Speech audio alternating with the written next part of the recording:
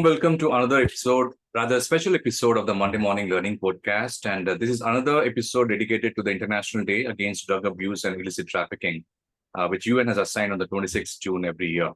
Warm welcome to Dr.SriLakshmi Pingali, ma'am, and very honored to have you on my podcast today. Any welcome words before we start off with the themes and your introduction? Well, I thank you for inviting me because I think drug addiction is so rampant that it's very necessary to have such awareness programs. So congratulations to you too for actually having me on this podcast and reaching out to a larger audience.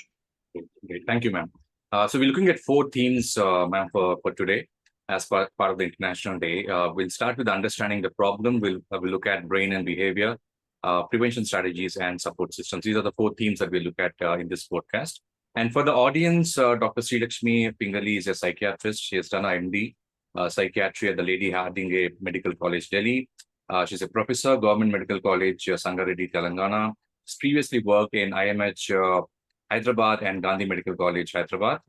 She's a senior psychiatrist for Roshni Counselling Center and Roshni Child Guidance Clinic, and has been the President Hyderabad Psychiatric Society back in 2020-21. There are a lot more honors of her, but I think we'll just take these for now. Various medical and psychological consequences of drug abuse, ma'am.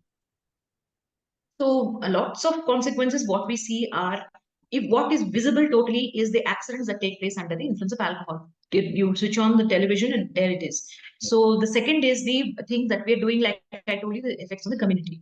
Third is the thing that is happening to ourselves. Lots of damage happens when you put a drug of abuse into your system. No matter how it is touted to be, a euphoriant, or it is cool, or it is, it is a painkiller. No, anything which is not prescribed by your treating doctor and you're doing it yourself to feel good, it is considered, please consider it as a drug of abuse, especially because it can have psychological effects like depression, anxiety, and sometimes as severe as schizophrenia as well. Now, it can trigger invulnerable. When you take, say, alcohol over long term, your heart gets something called a dilated cardiomyopathy. So your heart is affected. Your stomach gets something called, starts with gastritis and then goes on to ulcers, and then you end up vomiting blood. Your liver goes through various stages of hepatitis and then finally ends in cirrhosis, which is a background for cancer. Your ability to secrete your testis will get atrophied because liver is not able to metabolize the hormones adequately. So when you look at the whole picture, you will find that the brain is suffering, the heart is suffering, the liver is suffering, the intestines are suffering, your reproductive organs are suffering. And if it is in a woman who is pregnant, the fetus also suffers from all the effects and born with a lot of defects.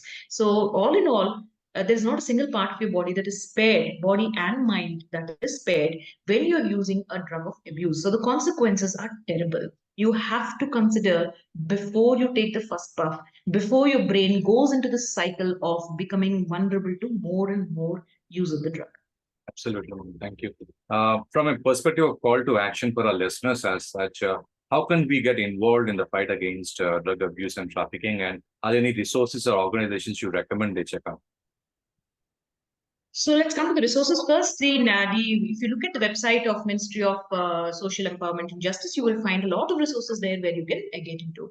From a medical point of view, if you want to know more about, I would suggest you go to the videos generated by NIMHANS, which is the Apex Mental Health Institute in Bangalore. And they have a series of videos, educational videos, and also for professionals as well as the lay public, and very beautifully put on what is addiction and how you understand it.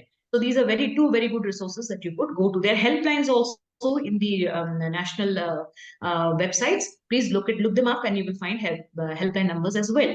Now, as individuals, what we need to do is first look at vulnerable people around us. Do not shun them. So as a result, we reduce the stigma. This opens up their ability to come and approach you when they have an issue, mental health, drug abuse, whatever. So accept them. Educate yourself, be more aware, and find ways and means of helping them instead of being judgmental. So stigma is a thing it's a huge barrier between a person having an illness like drug dependence and the treatment that is there. It stands like a mountain, and we are a part of it. So the stigma starts ending with us.